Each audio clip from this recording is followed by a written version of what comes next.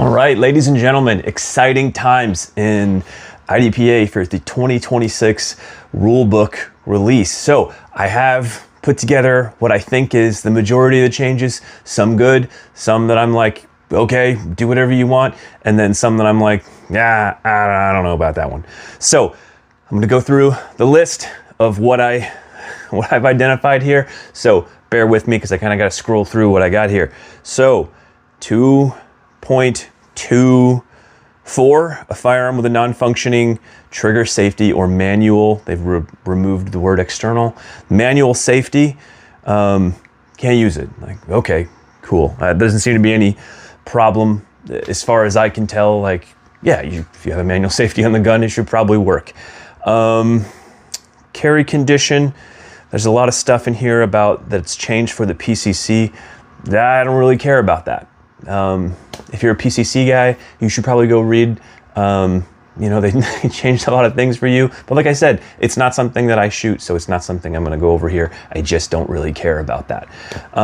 Magazine speed loaders and moon clips may be reloaded while off the firing line, but the shooter's firearm can be loaded or unloaded only under the direction of the SO. I was already under the impression that that was in the rulebook. That's 2.7.1.4, but great. That's there. Good to know. Muzzle exclusion zones. So a few words added to the muzzle exclusion zone rule, which is 2.9.1.3 muzzle exclusion zone. Exclusion zones must be marked on doors, ports, windows that the shooter is required to open during the course of fire.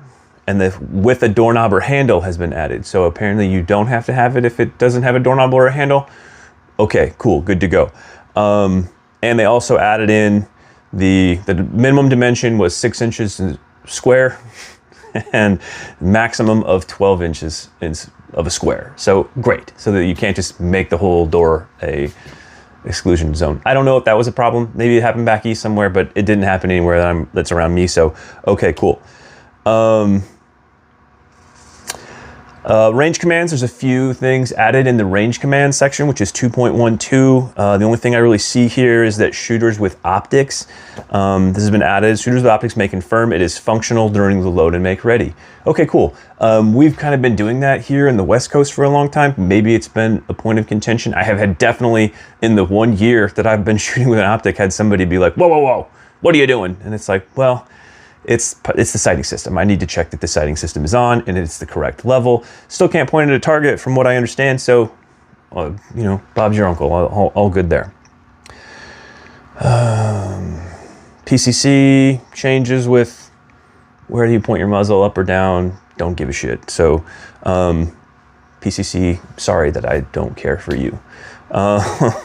Target engagement. This is where we get into a little bit of interesting things or interesting changes. Rule 3.2.1, tactical priority is a method of target engagement in which targets are engaged by their order of threat. The words threat is based on the distance of the visible threats from the shooter has been removed. So that is no longer the case. So I guess that means it's the targets, so like if you run way the fuck over there, oops, I'm not supposed to, I'm not cutting that out, whatever. If you run way over there and the targets are now a different distance from you, I guess it doesn't matter. I guess it's where the start position is, I guess. So 3.2.1, targets in the open are considered equal threat when the difference in the target distances to the shooter is less than 2 yards. So I don't really understand this change. So maybe somebody smarter than me can explain it to me. But yeah, that's changed. The next one, if several targets are visible at the same time, targets are engaged from near to far unless they are equal threat from the start position or when initially exposed to the target. So to me, what that sounds like is my book is now irrelevant, that retreat to cover is no longer a thing, that if you're exposed at Jump Street, that you must engage them. Especially when coupled with the next change, which is that targets in the open are a higher priority than targets available from cover, which would mean if you start in the open, they are a higher priority than if you run to cover and start shooting over there. So they're a higher priority now, which means retreat to cover, from the way I read it, is no longer a thing. I'm not sure that it ever was, but it's definitely not the way that I'm reading these changes.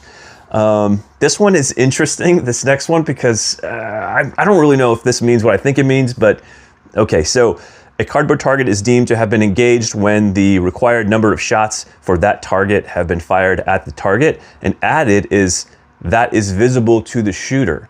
So does that mean we can't shoot through vision barriers? Not entirely sure. It's not visible to you, so maybe.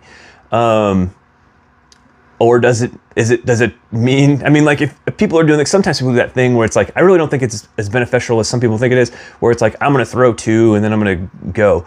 But I can't think of a time where throwing 2 into the ether or would be, because that's not safe. I don't know, there's probably already a rule against that. But so this now says if you can't see it, you can't shoot at it. So I don't know if they're trying to get to the point where it's like you can't throw 2, you must engage what's there. I don't really know, because it doesn't say that. But it would seem to me that engaging through a vision barrier is no longer acceptable. But I haven't checked the vision barrier section either, so I don't know. Okay, so this is, do you guys remember last year when we were dealing with the ABCD, ABDC rule? I don't know if I need it. Sorry, something's in my eye. So if it's activator, static, and then activated, that was deemed no-go last year. 3.231, 3.232, and 3.233, from what I can gather, has now made that, stated that, it made it so that that's okay. So I'll read them to you. A target that becomes, this is 3231, I'm just going to read them in the order that I just mentioned. A target that becomes visible as the result of an activator is defined as an activated target. So now we've got that defined, which seems intuitive. I guess that must have been a problem somewhere. Like, you know, I guess if you argue that this isn't an activated target, therefore I can do something different. I don't really know. But anyway, now we have it defined. Next, once an activated target becomes visible, the shooter may engage that target at any point during the sequence of fire from that position. Activated targets are not subject to static target priority requirements. Static is the important operative word there, I think. Moving on, all static targets visible from the shooting position prior to activation must be engaged in normal IDPA priority, including near to far and slicing the pie requirements as applicable. Moving on to 3234, 3235, and 3236. The shooter may not bypass or skip a static target in required priority in order to engage an activated target. Engaging an activated target before, after, or between static targets is permitted, provided the static target priority is not violated. So what I think this means is that if you have activated or activator behind a target and then a regular target and then a swinger, you may not go to the target with the activator, skip the target, and then go to the activated target. But you may go boom, boom, boom, boom, boom, boom. Does that make sense? I think that's what we're going for. It's a little bit convoluted, but that's what I understand here. And then the last one, 3236, a shooter may not leave a position of cover for an activated target until it is activated and engaged. And then they lined out or got rid of static targets must be engaged in tactical priority. So that's gone. So good change, I think. I think that allows the faster shooters to be able to activator to the activated target and then continue in priority, which makes sense to me. And you may also, like, so it's not, like I said before, sorry, I'm still wrapping my mind around what this means, but what I think it means is activator, static, back to the other one. You won't receive a penalty. So that's good news. I like that a lot, because if you're capable of doing that, great, go ahead. If you're not capable of doing it, you can just wait on the activator. So all good things. Reloads, section 3.4, a 342, 343, 344, 3421. So that's all that I'm going to read to you right now. A loaded chamber reload is when the magazine is empty with the loaded chamber. Okay, kind of thought we already knew that, but all right. A tactical reload is when the magazine cylinder is not empty and the shooter initiates a reload while retaining the removed magazine and properly stowing it. Okay, so maybe, I guess those weren't defined in the rulebook before. That's what I thought they were before, so nothing changes for me. 344, the shooter initiates a reload by performing any of the following actions. 3.4.2.1, withdrawing a magazine, speed loader, or moon clip from the carrier, pocket, or waistband, that is removed. So you may draw, if you draw a magazine, because we had this discussion on Facebook somewhere, because somebody drew a magazine, and then they saw the steel didn't go down, so they, with the one remaining round in the gun, they fired it and then completed the reload. And I guess the guy was DQ'd, which seems really weird to me, but this would eliminate that issue. So great. So just grabbing a magazine doesn't necessarily initiate a reload. I'd have to look at the rest of them to tell you what does initiate a reload, but okay. Cover and concealment 3.5, when cover is available, it must be used. I've been telling people that for 100 years and it still comes to a surprise to some people. While engaging targets, unless the shooter is in the open and forced to engage targets in the open, shooters may not cross or enter any openings, doorways, open spaces, etc. to engage targets. Those last three words, to engage targets, have been added without first fully engaging all targets visible from those locations. So they're eliminating the rule that I like to do, which is, in some instances, if you step over a fault line and cross an open space and then get behind another fault line, instead of running all the way around something like a MD wants you to, you could kind of skirt that line. So now they're just kind of solidifying that you can't do that. You're crossing an opening or a gap, exposing yourself to unengaged targets, so no go. We were kind of already running it that way here, but okay, it seems to make sense to me.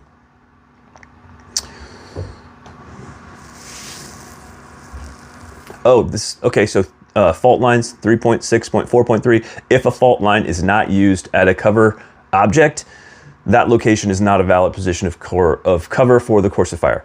Okay, so before we were just kind of adding, like if we come to the end of a wall, and even if it doesn't make sense to have a fault line there, we just kind of put one there to be like, well, if a wall ends, it is a position of cover. So I guess they're kind of taking that away. Okay, so that, I guess you can't shoot from position that's not a designated position of cover and say, well, it's a wall, so it is it is cover, it's a hard barrel or black barrel or whatever the color is. So, okay, fine. 3.7.2, this is start positions. Unless specified otherwise in the stage description, the default ready position requires the shooter to stand erect with body relaxed and hands resting naturally at sides for pistol. The default shooting position, oh God, I got into a PCC thing, so I'm gonna stop, I don't care. PCC, they added a default position at degrees or downward 45-degree angle, shouldered, so you got me, PCC. Incomplete stage DNF. This one I kind of don't agree with. I think that this is kind of, I don't like this. So a stage DNF, if no shots they added to 4.3.1 at the end of the paragraph, if no shots are fired, a 0.01 second raw time will be recorded for the stage. I don't know why we're so adverse to just having an NFC category. Like if somebody doesn't make power factor, put them in NFC. If they don't show up or if they only miss one stage, put them in NFC. I don't understand the aversion to just having that. Like it doesn't mean anything, and then we can still get them their nationals points or whatever. Like I just don't understand why it's such a difficult concept. Like adding a time, because that is a time. Adding a time for somebody who didn't do anything, especially a low time, like it just doesn't make any sense to me. So whatever. There's got to be some reason that I don't understand. There's a lot of things I don't understand, so fine. 4.12 targets, 4.12.12, moving reactive steel and clay pigeon targets are not allowed. Like, okay, that's kind of whatever. We weren't using them, but like I think clay pigeons. So I saw one match where they had like clay pigeons in a door, as then you had to shoot the door out, which is badass. But I guess we can't do that. 6.2.2.5. This is under stage descriptions. If a prop uses something that PCC, you got me again. PCC will not fit, then lay the rifle on top or nearby the prop as safety permits. The next one, PCC may not start facing uprange. I think this is stupid. If you're a PCC and you're bringing in a rifle to a pistol match, you should have to face uprange, and you have to put your rifle on the ground and then turn around and get it, because you get to shoot with a rifle, nerd.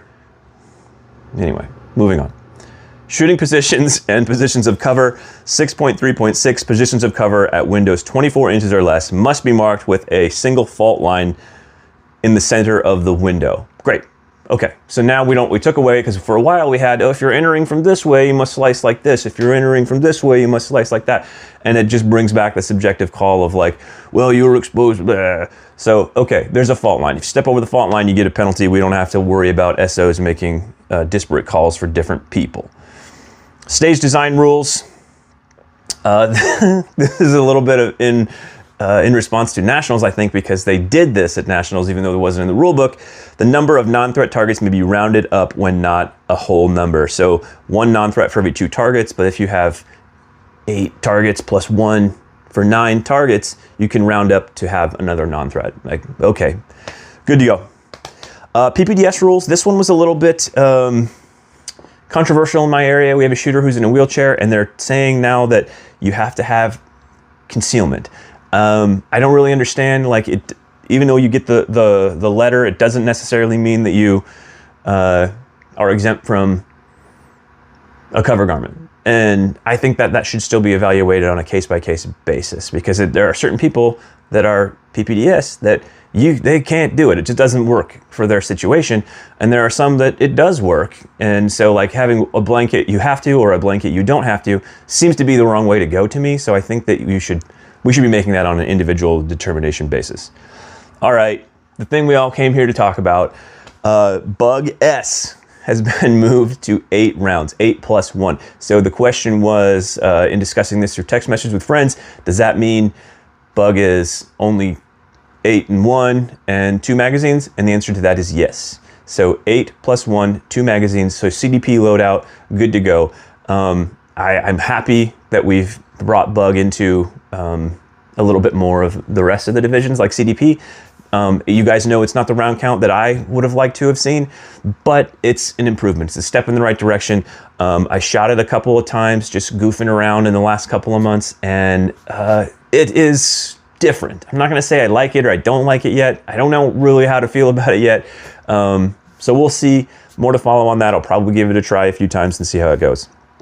And going along with that, no longer 380. I'm sorry I forgot your name, but I've been talking to somebody on here was super excited to shoot their Bodyguard 2.0 in the bug division next season. And I'm sorry, I don't know, maybe think about the Smith, the upgraded 9mm that they just came out with is very similar to that. But like I said, this is an example of like, it doesn't matter what changes you make, somebody's going to be affected by it. So I'm sorry that somebody's losing out on that, but you know, it just is what it is. The grip safety may be disabled if the firearm has an external safety that prevents sear movement. So, okay, cool.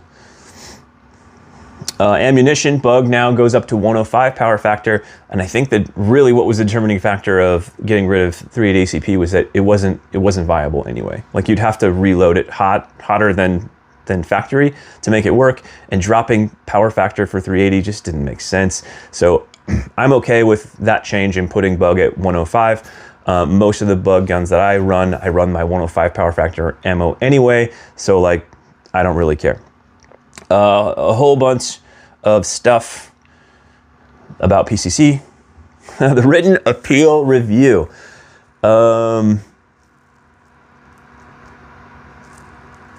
If the team, I don't even know what this is. I'm going to skip this because the review process, they just added a few words about what the AC is going to do if they come to that. The equipment appendix. This I think is interesting as well, because somebody pointed out last year that in every one of the iron only divisions, there was no sighting system written in the rule book saying you must use a notch and post style sight. So I argued, and I think I was right, and I think this is evidence that I was right. If my gun has an optic and it fits in the box, which would make the gun smaller, I should be able to use it in that division, because there's nothing in the rulebook that tells me what sighting system, or the equipment appendix, what sighting system I need to use. And the answer that I got was, and I didn't push it too hard, I don't want to be a jerk about stuff. I left it alone. But in every single one of the divisions this year, in this change, they've added notch and post type sights to every division. So, I was right. And that doesn't really get me anything other than to tell you people I was right, but I was right. Also, I argued that in bug division, there was a third category. There was semi-automatic bug, revolver bug, which is dead, and then other special categories as defined by the MD. And my contention was that if I'm the MD, it doesn't matter what match it is, if it's a tier 1 through 5, that if I'm the MD and I have the ability to make other special subcategories, then I can say that a other special subcategory is bug optics, and therefore bug optics was legal. It's been legal this whole time, but not anymore, because that's been removed from the rulebook as well. So maybe it might just be that me making these videos has detracted from the possibility that bug optics would be created. So how's that for a turn of events? That's like a Stranger Things twist, like you're actually ruining bug. Well done, Joe. Yeah. Oh, also, I thought this was weird, like disallowed firearms. The Sig Sauer P320 in all models and variants, it's in the rulebook, is specifically disallowed. Like, I don't know how to feel about that. I think it's really difficult and kind of a shady, it's just a difficult line to walk to be like, this gun is specifically disallowed. I don't think it's a great precedent to set, but it is. All right, back. So that was SIG. They were just knocking on the door telling me, hey, shut up about our gun. I'm just kidding. It was my wife. A whole bunch of stuff about PCC has been removed from the rule book, but you don't care about that, and neither do I. Yeah, cool. Match administration rules, so M-2.9.5 protest period. The protest period, this is written in here now. The protest period is for scoring errors only. So if you want to appeal a stage and say, hey, this stage is illegal, you'd better do it when you get to that stage. And I would suggest you do it before you shoot it. But you may not protest the stage at the end of the match anymore. So only for scoring errors only. If somebody has screwed up your score, you may bring that to their attention. They don't want to hear anything about if their stage was illegal. So bring it up before you shoot. M-3.2.1.8, recognizing all classes at a tier 2. So unclassified at a tier 2 is good to go. I think we were already doing that. Okay, I don't know if we were supposed to be, but I think we've done that because if you want to shoot it in your own class, I don't really care. Recognize all classes above novice, which is all of them. So, okay, that's the next rule. Novice class is optional. Okay, novice class is optional, but you may. So maybe we're breaking rules. I don't know. This one, I think this is a good thing. So we've been discussing this for a while. The winner of a class at a sanctioned match will be promoted to the next higher classification if that shooter beats 10 shooters in that class or any higher class in that division, so on and so forth. Second place must beat 20, third place must beat 30, fourth place must beat 40, and only in CO may there be a fifth place must beat 50. Actually, you might be able to go out to 100. That'd be crazy, but maybe. If you're like a marksman and you beat like that many people, you may be promoted to sharpshooter. That's crazy, but it's still possible. So yeah, that is it, guys. That is it. That is what I see as the new changes. Most of them I'm on board. I think these are all good changes. I think that we are moving in the right direction. I was kind of hoping for an optics switch. You guys know I was, but we didn't get that. But I'm still optimistic that will be coming in the future. So, you know, keep telling whomever it is, your state coordinator, if you're in Washington, or your area coordinator, that those are good ideas and we should do it. So let me know what you think in the comments. Do you think this is going to work? Do you think that this is going to be a good thing for bug? Do you think this is going to change anything? What do you think of the bump scheme? I've already had conversations a little bit with people who are saying like, well, I'm never going to get a match, a promotion in bug. And it's like, well, that was always kind of the case. Like I don't know that there was a bunch of matches where there was 5 even to give out. So, you know, kind of the big brain play is I think that bug is relatively like the 5x5 classifier time is relatively generous. And so just try and hit master on the 5x5. And then if you want to challenge in bug, go compete for that DM spot at nationals. So anyway, that's it. Let me know what you think. We'll see you about this time next year for another rulebook update.